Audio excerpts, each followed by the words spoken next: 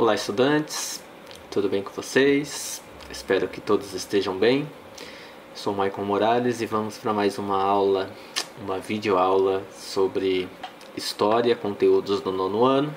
O tema de hoje é a Segunda Guerra Mundial, conflito devastador, uma verdadeira carnificina e que impactou muito não só as pessoas que viveram durante esse período, mas que ocasionou algumas mudanças, né, a posteriori, ou seja, depois dos conflitos, e que nós podemos observar até os dias de hoje, algumas de formas positivas, como algumas tecnologias, outras como a questão do preconceito, a questão do antissemitismo, que ainda estão presentes aí na nossa sociedade, tá? Vou procurar ser o mais breve possível, o mais rápido possível. Eu sei que vocês têm tarefas de outras disciplinas, vocês têm outras coisas a fazer, e então eu vou procurar, né, tratar da Segunda Guerra Mundial de uma forma muito resumida. É o tema que eu mais gosto de trabalhar, então muitas vezes eu me alongo. Quando estou em sala de aula, por exemplo, são praticamente 2 semanas para tratar desse tema, e eu vou tentar resumir essas 2 semanas em uma aula de, no máximo, vamos ver se eu consigo fazer isso em 50 minutos, tá? Desculpe a minha voz renitente, eu tô meio... tô com a rinite atacada, meio resfriado, mas vamos ver o que vai dar, tá?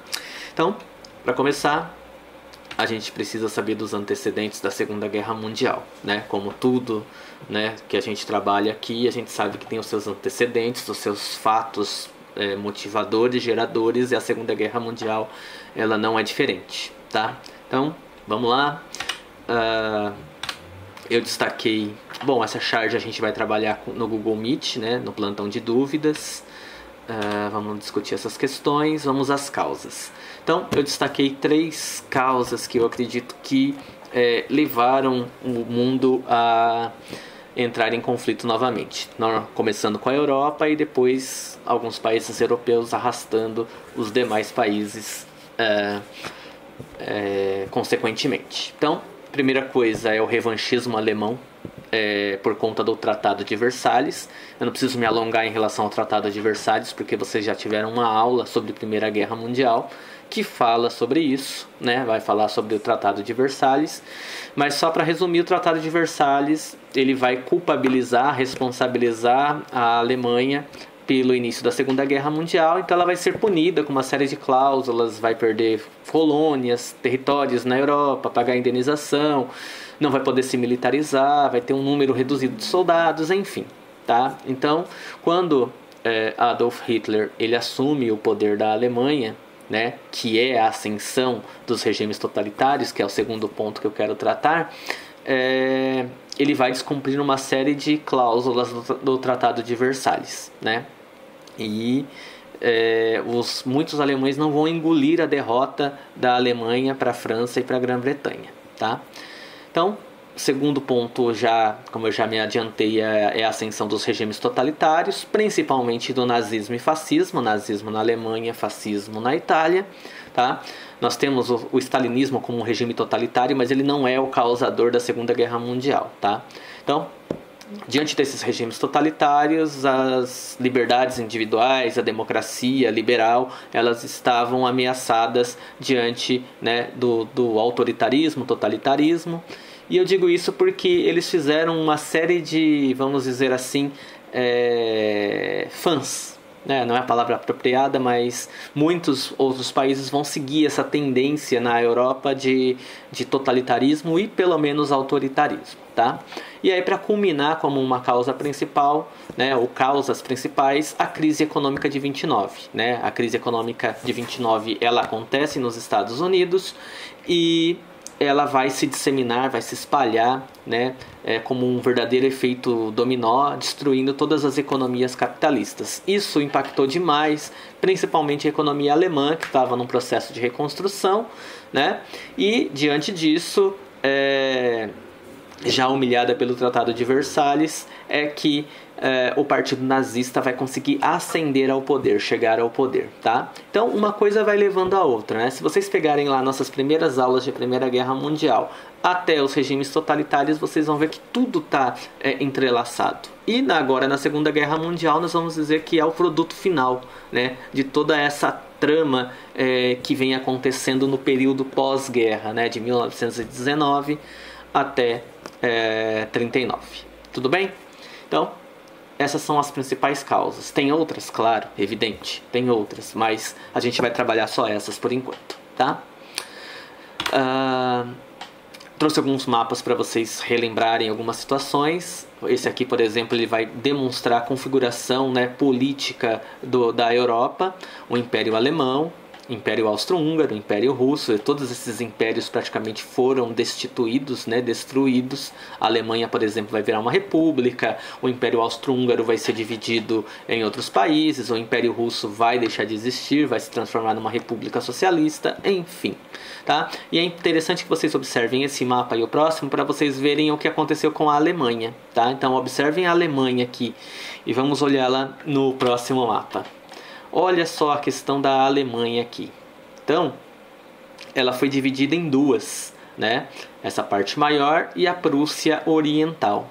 E isso aqui vai dar um trabalho, hein? Isso aqui vai dar um problema para ser resolvido.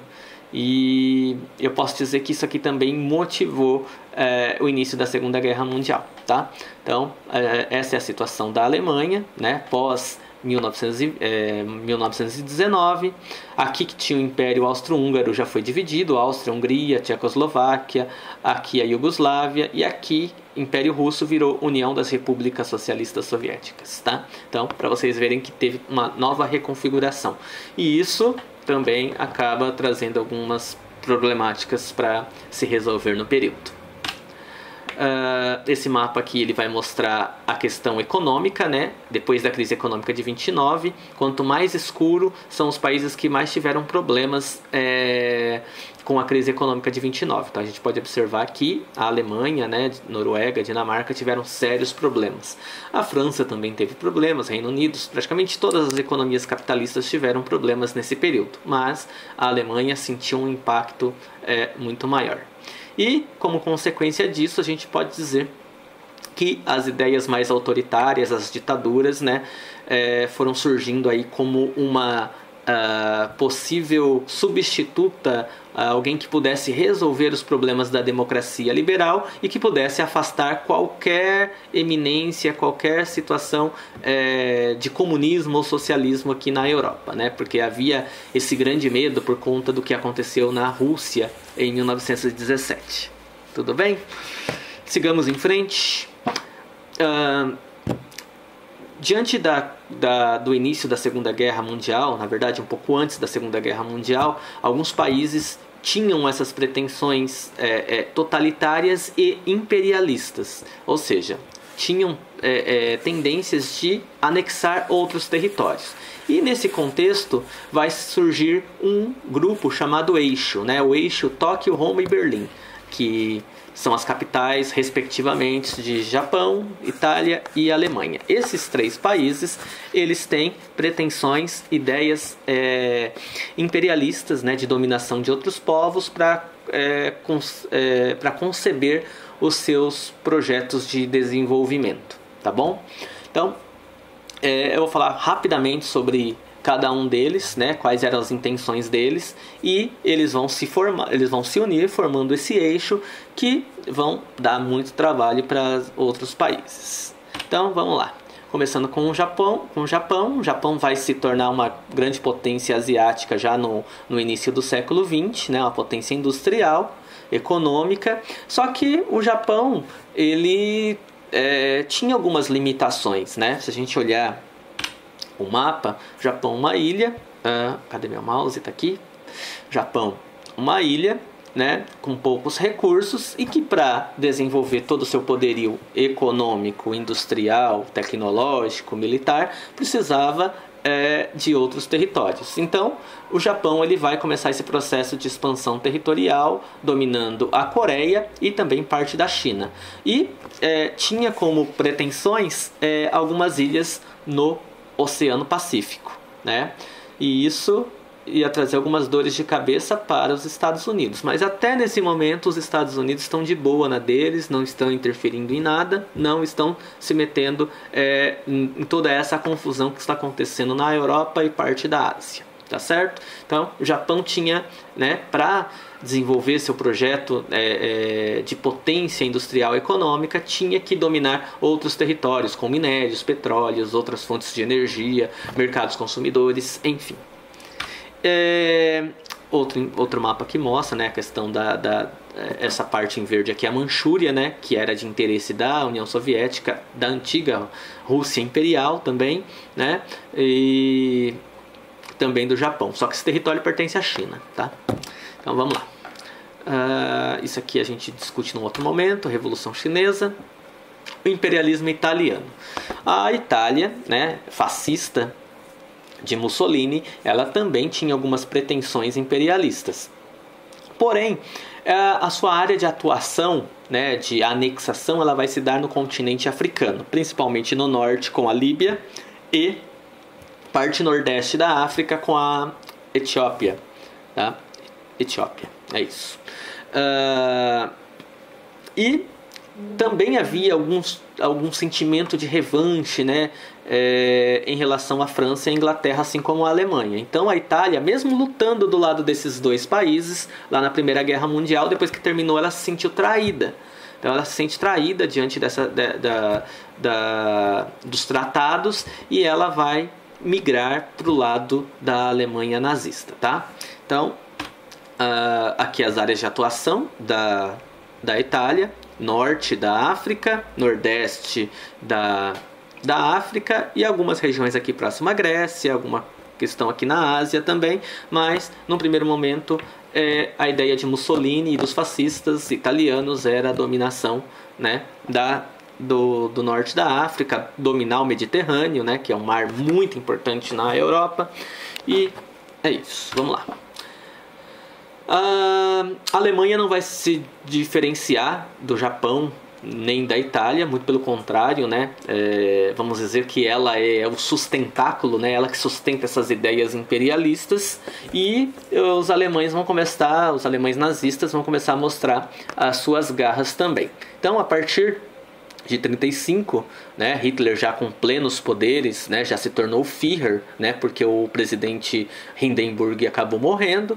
Ele vai juntar o título de chanceler mais o título de presidente, né, as funções, aliás, não são títulos, são funções, e vai se transformar num ditador alemão, né, o Führer, né, o líder da nação. Então, a partir de 1935 já começa um processo de descumprimento das cláusulas do Tratado de Versalhes.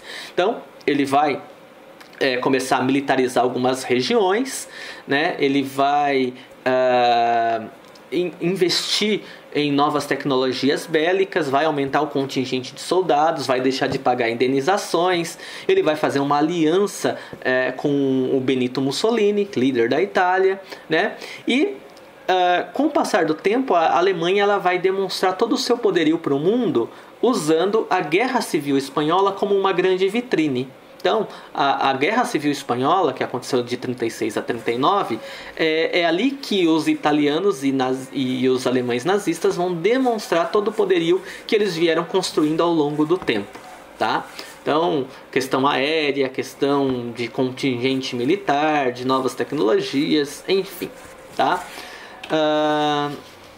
Então, isso aqui preciso falar? Não preciso, eu vou citar mais à frente, tá? Até porque tem um mapa que vai ser importante aqui para vocês entenderem como que vai se dar estas mudanças da Alemanha. Então, demonstrando todo o seu poderio militar, o próximo avanço do Hitler é a anexação, que é a ideia do espaço vital. Assim como o Japão e a Itália, a Alemanha ela também precisa de territórios, né, para desenvolver lá o seu projeto de poder. E ela começa a anexar territórios a partir de 1938. Tá? Março de 1938, eles vão invadir a Áustria. Tá? Tudo bem que 90% da população austríaca vai apoiar essa invasão, mas é um estado que tinha soberania. Então, eles desrespeitaram a soberania desse país e acabaram invadindo a Áustria. França e Inglaterra pouco fizeram, até porque era um estado, a Áustria é um estado germânico e boa parte deles queriam que a Áustria se anexasse à Alemanha para formar o grande estado pan-germânico, né? Então não houve grandes manifestações por parte dessas democracias liberais. No mesmo ano, em outubro, a ideia de Hitler era invadir a Tchecoslováquia por conta dessa região aqui em vermelho, tá? Essa vermelho mais escuro que são os Sudetos, tá? Essa região ela é composta por minorias germânicas. Então, né, para concretizar sua ideia de uma grande Alemanha, de todos os povos vivendo ali sobre a proteção da Alemanha, Hitler ele queria invadir a Tchecoslováquia. Só que isso não aconteceu por dois motivos. Primeiro, que a Tchecoslováquia era um país que já tinha um grande poderio militar naquele período, né? Tinha boas defesas de fronteira e dessa vez a França e a Inglaterra, junto com a Itália, elas vão intervir. Então França, Grã-Bretanha e Itália, elas intervêm num pacto chamado Conferência de Munique. Então a Conferência de Munique, né, ficou determinado que a Tchecoslováquia cederia essa parte do seu território para a Alemanha e depois disso, né, Hitler já tinha firmado um compromisso dizendo que isso que já era o suficiente e ele não iria cobrar mais outros territórios. Só que não, né? A gente vai perceber que pouco tempo depois, no março de 1939, o Führer, ele convida o primeiro-ministro da Tchecoslováquia e ele o intimida a colocar a Tchecoslováquia como um protetorado, ou seja, sob a proteção da Alemanha. Diante de toda essa situação, né, porque a Tchecoslováquia estava passando por algumas instabilidades também e Hitler já tinha mostrado todo o seu poderio, né, bélico-militar, o primeiro-ministro tcheco ele acaba aceitando e aí em março de 1939 tropas alemãs vão começar a marchar sobre a Tchecoslováquia, né, colocando esse país sobre a sua proteção. A França e a Inglaterra se manifestaram dizendo que aquilo não poderia acontecer, enfim, mas a partir daquele momento Hitler estava pouco se lixando para que França e Grã-Bretanha falavam, tá? E o estopim para o início da Segunda Guerra vai ser a invasão da Polônia, tá? Então a invasão da Polônia, a gente vai perceber aqui no mapa que essa é a única saída da Polônia para o mar, né? Para exportação, importação de mercadorias e para não depender de outros países, como a própria Tchecoslováquia, a própria Alemanha, se ela dominasse todo esse território. Então, em setembro de 1939, há a invasão da Polônia, né? A Polônia é invadida e 2 dias depois, né? Isso aconteceu dia 1º de setembro, dia 3 de setembro, a Inglaterra declara guerra à Polônia. Tá certo? E aí a gente tem o início das hostilidades. Aí depois da Inglaterra, a França vai declarar guerra, também a Alemanha, e aí o fuzuê tá armado, tá tudo pronto, tá tudo organizado. Tá certo? Em relação à Polônia, a gente tem e o início da Segunda Guerra, a gente tem que falar de uma situação aqui, essa parte aqui não é necessário, o Pacto de Não Agressão. Então, o que é o Pacto de Não Agressão? Foi um acordo entre a Alemanha nazista e a União Soviética, né, para que a União Soviética, caso começasse a guerra, ela não interferisse nem de um lado nem de outro, era para manter a neutralidade. Então, a Alemanha nazista ela sabia que se ela tivesse que lutar em 2 frentes de batalha, como aconteceu na Primeira Guerra Mundial, ela teria problemas. Né, porque foi isso que aconteceu na Primeira Guerra Mundial. Enquanto ela estava lutando lá contra a França, a Inglaterra na frente ocidental, outras tropas alemãs estavam na frente oriental também lutando contra os russos. Então, diante dessa situação, né, de iminência de conflitos, o Führer autoriza, né, o ministro-chefe de Relações Exteriores, né, o Ribbentrop, a negociar com o Molotov um acordo de não agressão, de não hostilidade entre esses dois países, tá? Então isso aconteceu alguns dias antes da invasão da Polônia, né? Esse pacto de não agressão ficou conhecido como Pacto Germano-Soviético ou Pacto Ribbentrop-Molotov por conta dos ministros, né, de Relações Exteriores que assinaram esse pacto. Então, a União Soviética não entraria em guerra naquele momento, né? Fez um pacto com Hitler, e existia ainda uma outra questão, que é a divisão da Polônia. Tanto a Alemanha quanto a União Soviética tinham interesses na repartição da Polônia. Então, se a gente voltar no mapa aqui, essa parte da Polônia é o que pertencia ou ia pertencer à Alemanha após a invasão. O restante da Polônia seria dominada pelos soviéticos, tá? Esse é um acordo secreto, tá? Que veio à tona mais adiante. Então, pacto de não agressão. Aqui algumas charges interessantes. A gente vai discutir essa questão nas nossas aulas do MIT, tá? A gente vai analisar essa charge, mas mais pra frente. E aí, início da Segunda Guerra Mundial, né? Como eu já disse, invasão da Polônia foi o grande estopim.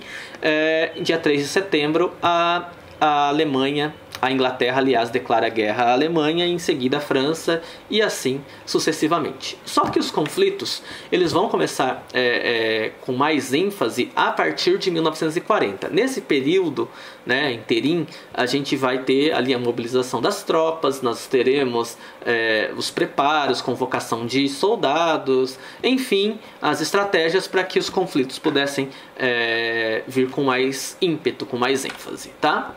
E diante de todos esses acontecimentos, a Alemanha ela vai apresentar para o mundo vamos dizer assim, uma nova tática de guerra, que é a chamada Blitzkrieg, que é conhecida como Guerra Relâmpago. Então, a Blitzkrieg ela vai unir o poderio da força aérea, da artilharia, da infantaria em ataques coordenados, né? Então há uma coordenação ali simultânea daqueles ataques contra os seus adversários, né? Muito diferente do que aconteceu na Primeira Guerra Mundial, né? Se a gente pensar, houve uma guerra de movimentos no início da Primeira Guerra Mundial, mas depois ela ficou uma guerra estática nas trincheiras. E muitos países ainda estavam pensando que a guerra ia acontecer dessa forma, né, nas trincheiras. Tanto é que a França ela vai ser surpreendida pela Alemanha exatamente por conta disso.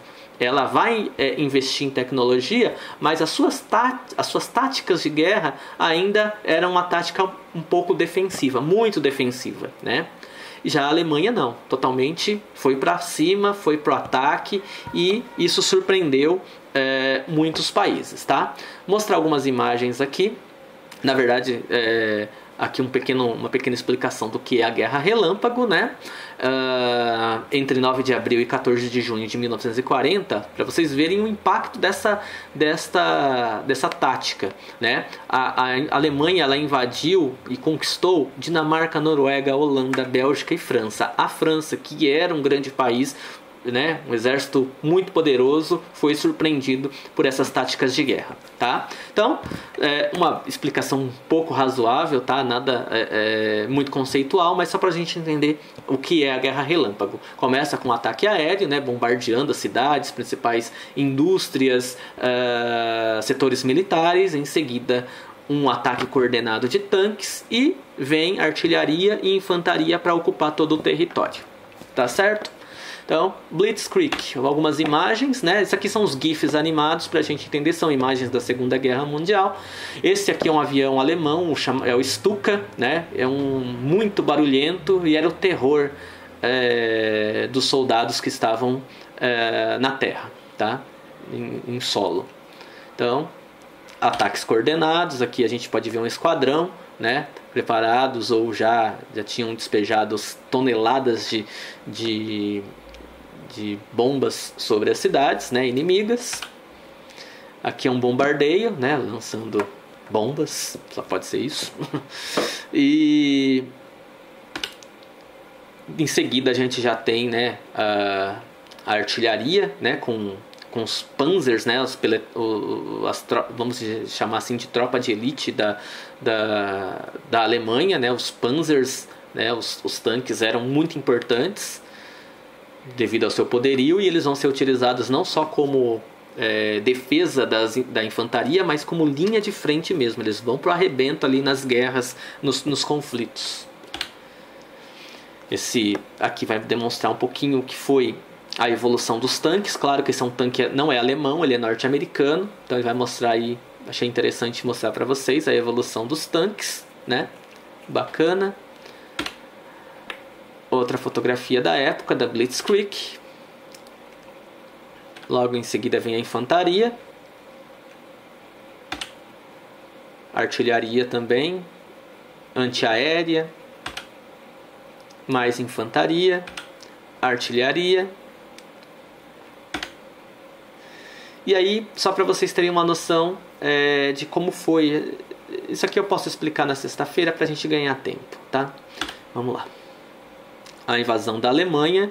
A invasão da Alemanha, ela se dá de uma forma muito surpreendente, né?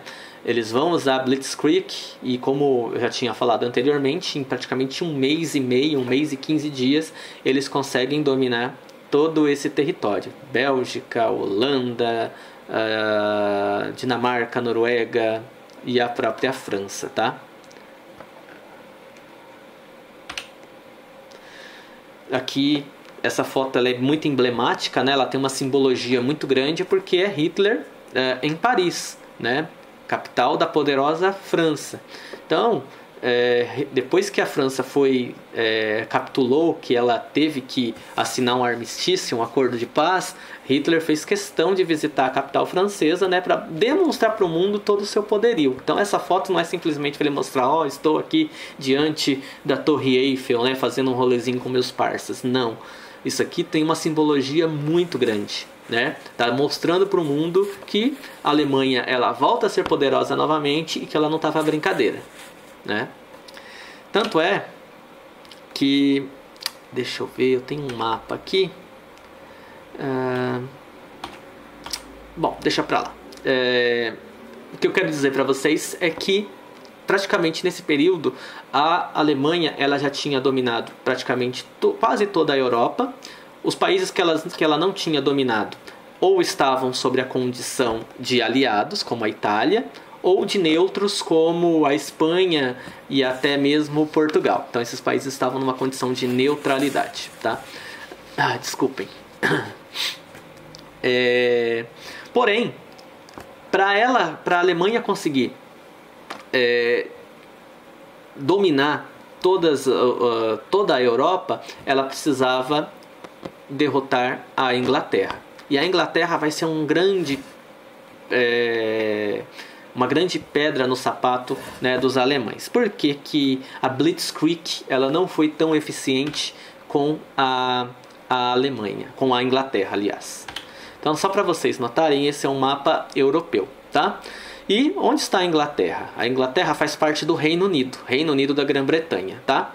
E se vocês observarem, ela é uma ilha, né? Ela está distante ali, alguns quilômetros, centenas de quilômetros, acho que não chega nem a centenas de quilômetros, eu não sei a exatidão, né? Da ilha em relação ao continente. Mas ela tem uma defesa natural, né? Se a gente pensar que a Blitzkrieg ela tem um ataque coordenado de força aérea, blindados, né, com os tanques de guerra, artilharia e infantaria, eles tinham que transpor o Canal da Mancha para começar a sua Blitzkrieg. Então, isso é óbvio que não daria certo. Então, por conta dessa defesa natural, o Reino Unido ele teve ali uma certa defesa, ele conseguiu resistir a esses ataques, mas custou muito caro, porque a Alemanha ela não desistiu de invadir a Grã-Bretanha. Eles começam com vários ataques aéreos, muitos ataques aéreos, né? E a gente pode dizer que o duelo entre Alemanha e Grã-Bretanha se deu principalmente no ar, né, entre a Força Aérea inglesa, né, a Royal Air Force, né, a RAF, e a Luftwaffe, né, que é a Força Aérea alemã. Então, de certa maneira, né, essas batalhas da Inglaterra, elas se deram mais pelo ar, e podemos dizer que ela foi a primeira grande derrota de Hitler, né? Porque eles não conseguiram invadir a União Soviética. No final não teve assim um vencedor, um perdedor, mas diante de todos os fatos, foi uma das primeiras vezes que o Hitler não conseguiu capitular, sucumbir um país, um estado aos seus interesses, né? Que é o caso da Grã-Bretanha. Tá certo? Esses aviões aqui são os Spitfires. Eles foram muito importantes nas batalhas, né? A Inglaterra não tinha muito deles, né? Se a gente pensar, a Alemanha tinha mais de 2.000 aviões, a Grã-Bretanha tinha por volta de 800 aviões. Então, mas esses Spitfires, eles eram muito ágeis, né? Então eles deram um baile nos alemães, tá? E aí houve uma contraofensiva, né? Da mesma forma que os alemães atacaram a Grã-Bretanha, a Grã-Bretanha também vai atacar a Alemanha e territórios que estavam sob ocupação alemã, tá? E aí eu só dei destaque aqui a alguns aviões, tá? Esse é o Spitfire, que eu falei que foi muito importante. O Hurricane também muito importante, só que esse aqui não é um Hurricane, ele é um Hurricane francês, não é britânico, mas é muito importante também, né? Fazia parte lá da defesa, né, da Grã-Bretanha. Os Stukas barulhentos, que também eram muito ágeis, e eu não sei o nome correto, né, mas perdão pela pronúncia, mas acho que é o Messerschmitt. Eu não sei, depois eu vou procurar a pronúncia correta desses aviões, tá? Isso aqui é um trabalho que foi feito aí por alguns alunos, não foram meus alunos, mas de uma outra escola. Eles fizeram um videoclipe mostrando a música do Iron Maiden, que fala sobre exatamente a batalha da Inglaterra. Depois eu mando o link para vocês, para quem curte heavy metal, tá? Então não vou passar nada agora, porque não vai dar tempo. E um mapa que vai mostrar até 1942 a expansão do domínio alemão. Então o que está em azul, azul claro, azul clarinho, escuro, tudo está sob domínio, né, de certa forma, da Alemanha, tá? Nós temos os estados neutros, né, esses mais clarinhos, cinza, acinzentados. Os estados verdes são áreas mantidas pelos aliados, tanto verde quanto vermelho, né? As democracias liberais aqui, o próprio Reino Unido e a Islândia, e a União Soviética comunista. Tá? O restante, praticamente, até 1942, domínio quase que absoluto da Alemanha. Então, para vocês observarem que isso, em pouco tempo, né, se a gente parar para pensar, toda a Europa, quase toda a Europa estava sob domínio alemão, sob domínio dos nazistas, diante, né, de um exército poderosíssimo que era a Wehrmacht, né, a Wehrmacht, que era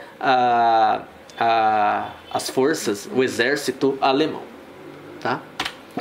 Mas a história começa a mudar, né? Diante de todo esse avanço, né, as coisas começam a mudar para a Alemanha. Ela vai começar a sofrer uma série de baixas. Podemos dizer que a primeira grande derrota foi a Batalha da Inglaterra, porque ela não conseguiu sucumbir, né? A Alemanha não conseguiu derrotá-la. Então isso fez com que o Hitler, né, com que os nazistas tivessem que mudar o seu plano. E aí eles vão mudar agora a guerra. Não que eles vão abandonar a frente ocidental, mas eles vão usar mais do seu poderio agora na frente oriental. E quem é que vai ser a bola da vez? A União Soviética. Então, mas a União Soviética não tinha um pacto lá de neutralidade, né, para não invadir, para não participar da guerra? Pois é, isso lá antes da guerra começar. Só que União Soviética e a Alemanha nazista eram inimigos declarados, né, inimigos mortais. né? O Hitler, no seu livro lá, o Mein Kampf, Minha Luta, ele é totalmente anticomunista, né? Então a ideia é acabar com a União Soviética, é acabar com os povos eslavos, porque ele também era racista e acreditava que esses povos eram inferiores, né? E aproveitar de todo o poder, de todos os recursos que a União Soviética possuía nesse momento, tá? Mas antes da gente falar da União Soviética, a gente tem que falar também de outra potência que vai entrar nos conflitos, né? Que é os Estados Unidos. Então os Estados Unidos eles vão entrar nos conflitos mundiais, no conflito mundial, em 1941, depois que uma base naval, uma base aérea naval, foi atacada pelos japoneses, né? A base de Pearl Harbor, né? Então isso faz com que os Estados Unidos entrem na guerra. E eles vão entrar praticamente em várias frentes de batalha. Tanto é que os Estados Unidos eles vão entrar no norte da África, eles vão ajudar a libertar a Itália, vão participar também, tem uma participação muito importante na Operação Overlord, né, que é o dia D, nas praias da Normandia, mas tem uma grande atuação no Pacífico contra os japoneses, tá? E além disso, né, o presidente dos Estados Unidos, o Roosevelt, junto com o primeiro-ministro da Inglaterra, o Churchill, Winston Churchill, eles vão assinar uma carta chamada Carta do Atlântico, né, demonstrando ali que eram contra a ideologia nazista. Então isso fez com que os Estados Unidos entrem nos conflitos em 1941, tá? Voltando à União Soviética, né, o Hitler ele vai ordenar que a Wehrmacht ela se concentre a maioria dos seus esforços na região, na frente oriental, né, e ele vai trair o pacto de não agressão. E a partir daí ele vai implementar a chamada Operação Barbarossa, né? Então essa operação ela tinha como interesse primordial desestabilizar a União Soviética, destruir a União Soviética e dominar todos os recursos que ali estavam presentes, tá? Então foi uma grande operação, mas que não deu muito certo, tá? Então, resumidamente, a gente tem aí a Operação Barbarossa, né? Os alemães tinham 3 pontos de interesse: Leningrado, né, que hoje é a atual São Petersburgo. Leningrado era uma cidade praticamente o berço da Revolução, né, o berço da Revolução Russa. Então, tomar Leningrado era causar uma grande humilhação, né, para os soviéticos. Então, é mais pela questão do simbolismo.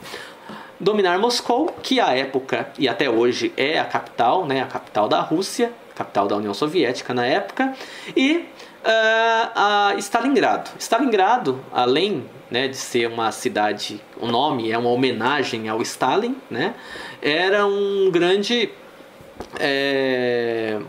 área de produção industrial, de área petrolífera, né, de recursos importantes ali para um processo de industrialização, desenvolvimento de qualquer nação. Então a ideia da Operação Barbarossa era a dominação desses três pontos, né?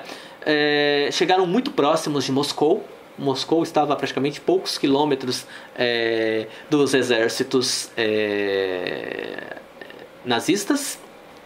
E Stalingrado foi a maior batalha, vamos dizer assim, a batalha mais sangrenta da Segunda Guerra Mundial e talvez da história aí da humanidade, né?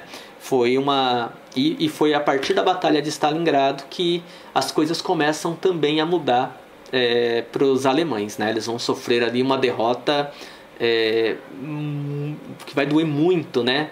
Não só pela perca de soldados, mas por conta da moral, né? Por conta ali do ânimo dos soldados. E então essa batalha ela acaba virando o jogo ali para o lado dos aliados. Então agora a gente já tem uma frente, né, contra o eixo. Nós temos os Estados Unidos, nós temos a própria Inglaterra, nós temos os Estados Unidos. Esses 3 países eles vão ser muito importantes para que o poderio alemão começasse a diminuir, para que agora eles encontrassem alguém à altura, vamos dizer assim, entre aspas, que as coisas iriam mudar. Tá? Então a Batalha de Stalingrado ela é de suma importância. Após a derrota de Stalingrado, os alemães eles começam a recuar, né? Então até aquele momento os alemães eles só avançavam, agora não, agora a gente tem um recuo, né? Os soviéticos eles vão fazer uma varredura, eles vão sair varrendo todos os exércitos, né? Todo o exército nazista de volta para a Alemanha, né? Enquanto eles vão fazendo isso, eles vão dominando alguns territórios que estavam sob possessão dos nazistas, como Romênia, Bulgária, Polônia, Hungria, a própria Tchecoslováquia, a Iugoslávia. Então é uma contraofensiva na frente oriental. E isso também vai acontecer na frente ocidental. Tá? Então, a primeira frente de batalha, eu acabei de falar, né? Essa batalha de Stalingrado, né? Que começa a espantar, a expulsar, aliás, os alemães dos territórios soviéticos e os outros países. Tá?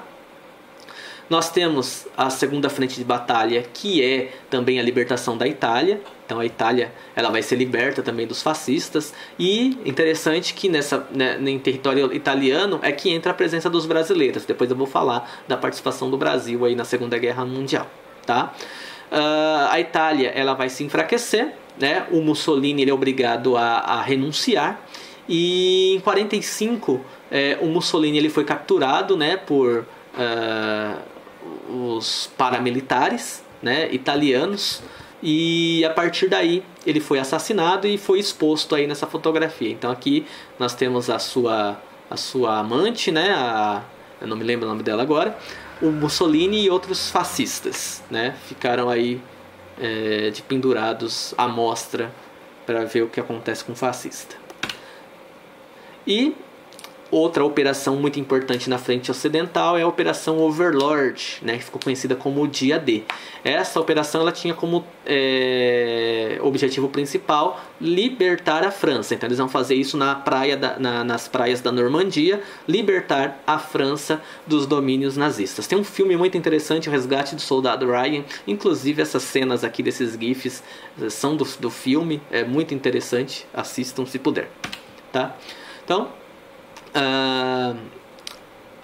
a Operação Overlord ela teve ali como o seu, vamos dizer assim, o seu símbolo o dia D, né, que aconteceu no dia 6 de junho de 1944, e esse foi o momento em que as tropas americanas, britânicas, canadenses, outras forças, elas libertaram a França, né? Eles saíram ali próximo à Inglaterra e foram invadindo aí as praias da Normandia para libertação da França.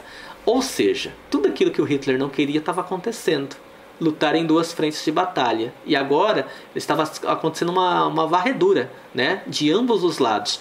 O exército nazista estava acuado agora, né? Estava sendo acuado pelas forças ocidentais, compostas por Estados Unidos, a Inglaterra principalmente, e do outro lado os soviéticos varrendo, né? Quase se aproximando já em Berlim.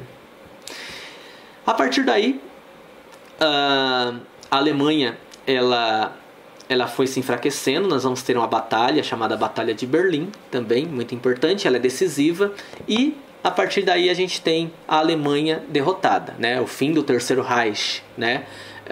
Como eu disse, lutas em várias frentes enfraqueceu o exército nazista. Hitler, no momento de desespero, ele vai exigir que todos os alemães entrem na guerra, não importa se é criança, se é mulher, se é idoso, todo mundo deveria entrar na guerra, mas já estava perdido. Então já estava perdido, né? Alguns dias antes,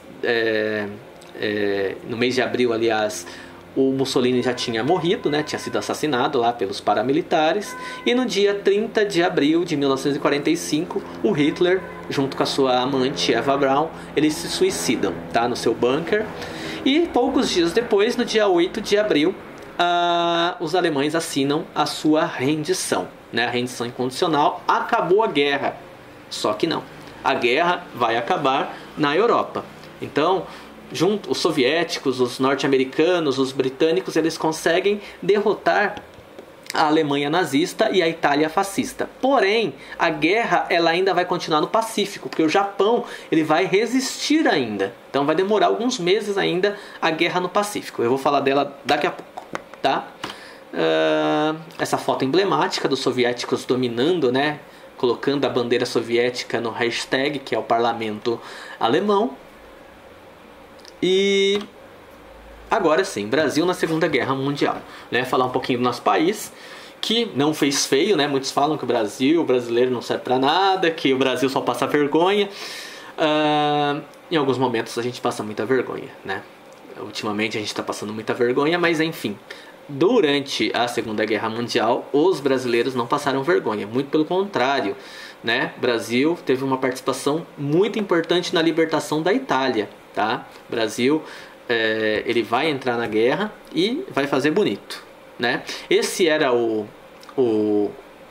distintivo, vamos dizer assim, da FEB, da Força Expedicionária Brasileira. Se vocês observarem, é uma cobra fumando, né?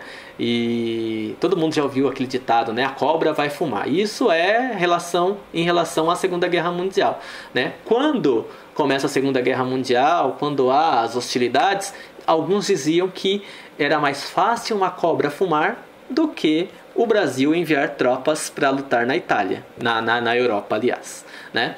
E aí a cobra fumou, né?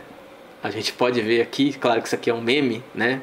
Mas a cobra está fumando porque realmente o Brasil, né, no governo de Getúlio Vargas, eles vão enviar os praças, né, que ficaram conhecidos como pracinhas, né, os soldados da Força Expedicionária Brasileira, mandaram alguns pilotos da FEB, né, da Força Aérea, da FAB, aliás, da Força Aérea Brasileira também, para lutar em continente europeu, tá? Então, só para a gente entender, até 1942 o Brasil tinha, né, uma neutralidade, não estava nem de um lado nem de outro. Mas aí um navio brasileiro foi afundado por um submarino alemão, e a partir daí a opinião pública, até mesmo também uma grande pressão dos Estados Unidos, fez com que Getúlio Vargas ele declarasse guerra à Alemanha, tá? Então, a partir de 42 o Brasil declara guerra à Alemanha, mas as tropas do Brasil só vão entrar no conflito mesmo, efetivamente, em 1944, tá? Então, a maior participação do Brasil se dá na Itália, em 1944, e as principais batalhas são a de Monte Castelo e de Montese, tá? Teve outras formas de participação, como apoio logístico, apoio médico, enfim.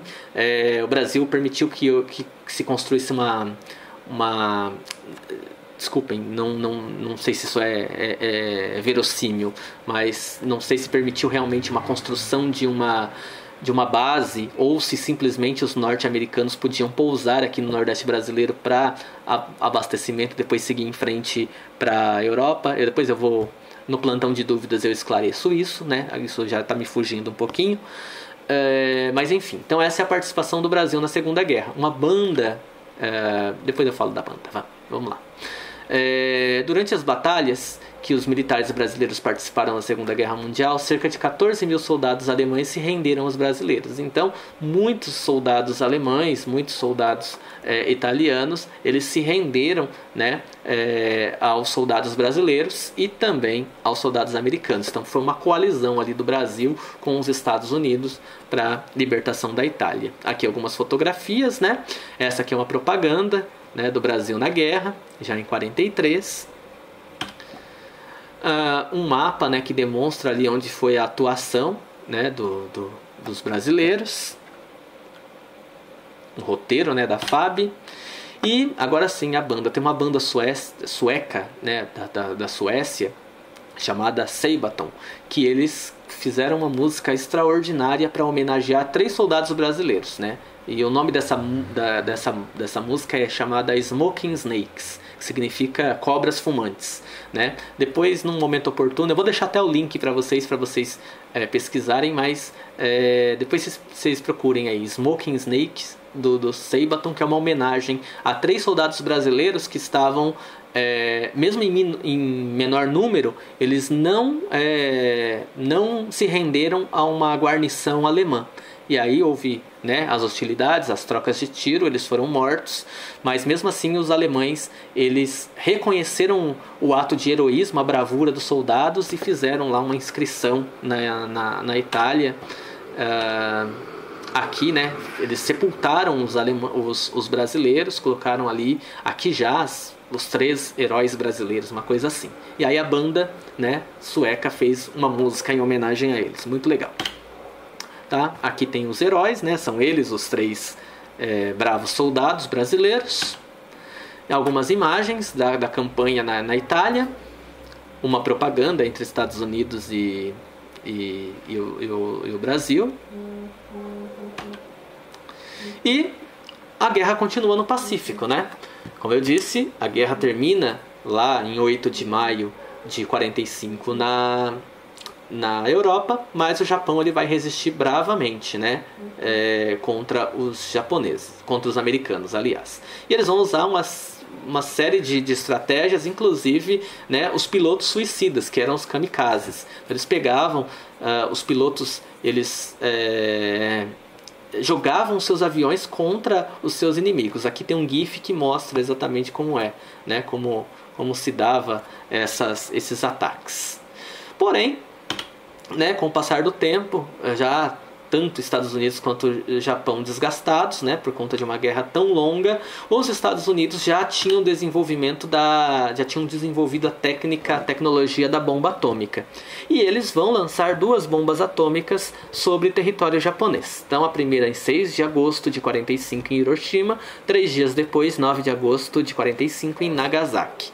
E essas bombas, elas, além de colocar muito peso, muita pressão para o Japão se render, ele demonstrava para o mundo o que eram os Estados Unidos nessa época, ou seja, uma grande potência militar, né?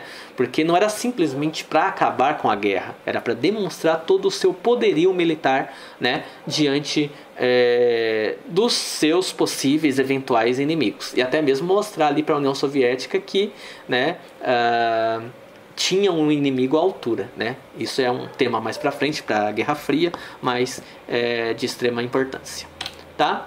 Esse aqui é um mangá, né? Mangá não, é um anime. Mangá é história em quadrinho, e o anime é audiovisual. Então esse anime, ele mostra, né, o que foi, né? Tenta demonstrar ali o que foi o ataque em Nagasaki, tá? Depois eu deixo o link para vocês também. Então, depois que as bombas atômicas foram lançadas sobre o Japão, né,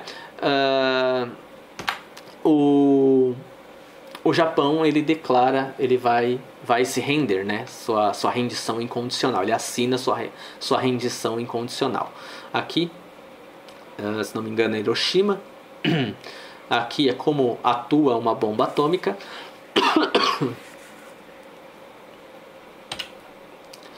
Então, acabou a guerra.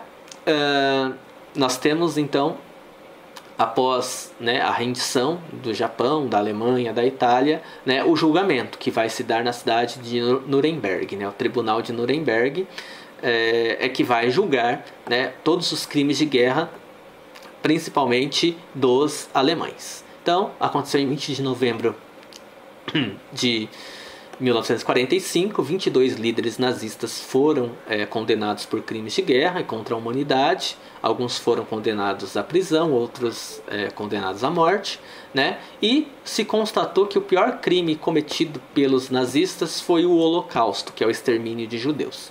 Vou fazer uma aula só sobre isso, só sobre o Holocausto, tá? Porque senão hoje vai ficar extremamente cansativo para vocês, para mim também. Eu vou fazer uma aula falando só sobre o Holocausto, tá? Mas, enfim, aí termina-se a Segunda Guerra Mundial com o Tribunal de Nuremberg.